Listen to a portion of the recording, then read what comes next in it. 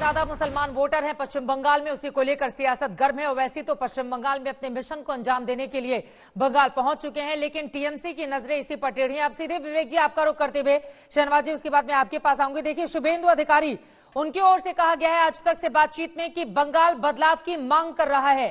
प्रधानमंत्री नरेंद्र मोदी को चेहरे को देखकर ही वोट करेंगे लोग। उन्होंने कहा कि बंगाल का विकास चाहता है। बंगाल बुआ और भतीजावाद खत्म करने को लेकर मेरी बीजेपी के साथ डील हुई है। अगले सीएम की पहचान करने के लिए राष्ट्रीय नेतृत्व है। पीएम मोदी के लिए लोग वोट करेंगे। 10 सालों में कुछ नहीं किया ममता बनर्जी ने। तो सिर्फ बीजेपी ही नहीं है, आपके अपने भी ऐसे बहुत सारे हैं जिन्होंने छोड़ दिया आपका दामन और आपके लिए मुश्किलें वो खड़ी कर रहे हैं। इतना आसान नहीं है टीएमसी के लिए, ख्वाब वो कितने भी बुने।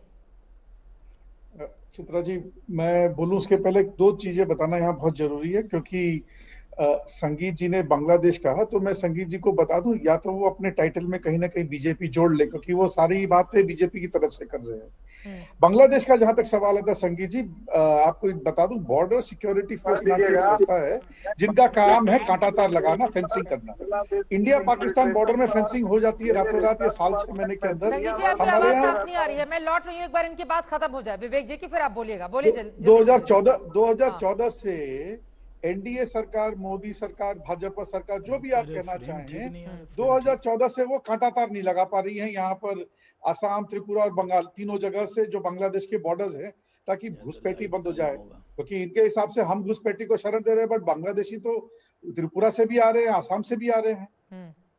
जब शहनवाज भाई आंकड़े पढ़ रहे थे तो सर आंकड़े थोड़े दिल्ली के भी पढ़ लीजिए, दिल्ली के चुनाव में क्या हुआ था।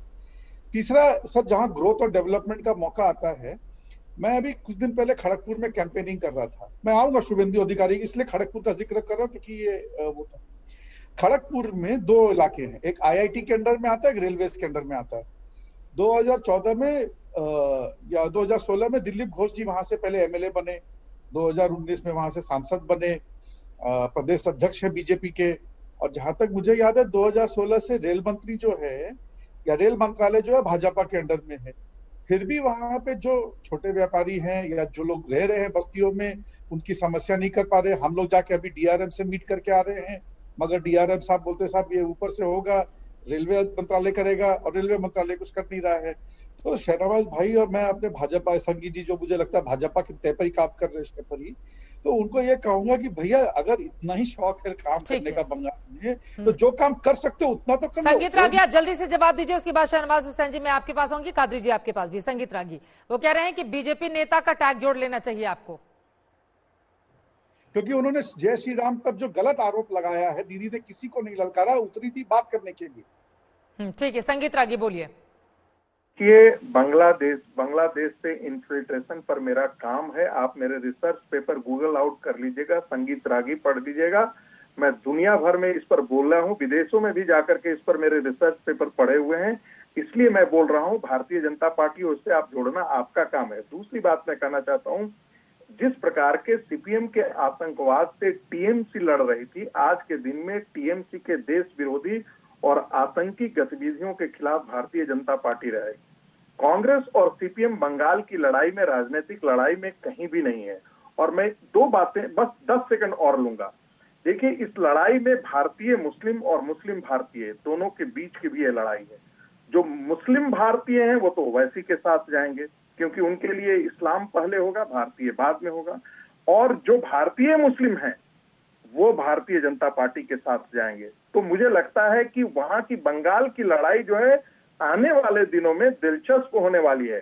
ममता बनर्जी जी ने बांग्लादेशियों को बसा करके भारतीय मुसलमानों के पर भी बहुत बड़ा कुठाराघात किया है। और मुसलमानों में भी आपने 2 कैटेगरी डिवाइड कर दी, संगीत रागी जी। उनके व्यापार, उनकी बहुत सारी चीजों को उन्होंने खत्म किया है। साथ साथ एक कट्टरता जो बढ़ाई है वो ममता जी ने, मैं इसलिए क्यों उन पर आरोपित लगा रहा हूं, क्योंकि पश्चिम बंगाल की राजनीति में आप सब जो भी पढ़ता हो वो जानता है कि किस प्रकार से सीपीएम ने वहां के वोटर कार्ड, आईडी कार्ड, ये सारी चीजें मुहैया कराई।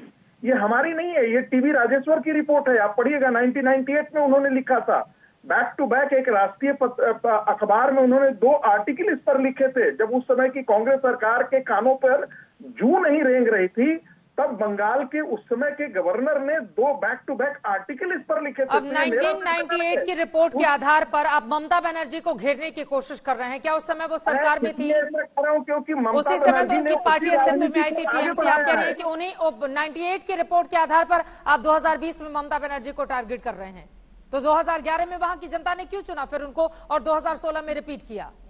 देखिए इसलिए ऐसा हुआ क्योंकि 30% जनसंख्या जहां मुसलमानों की एक मुफ्त वोटिंग हो रही हो एक पार्टी के पक्ष में, तो स्वाभाविक है कि ऐसे आपने 100 बताया था, मैं बता रहा हूं 130 कंस्टिट्यूएंसी ऐसी है जहां मुस्लिम पॉपुलेशन वहां की विधानसभा की चुनावों के भाग्य का निर्णय करने में सक्षम है।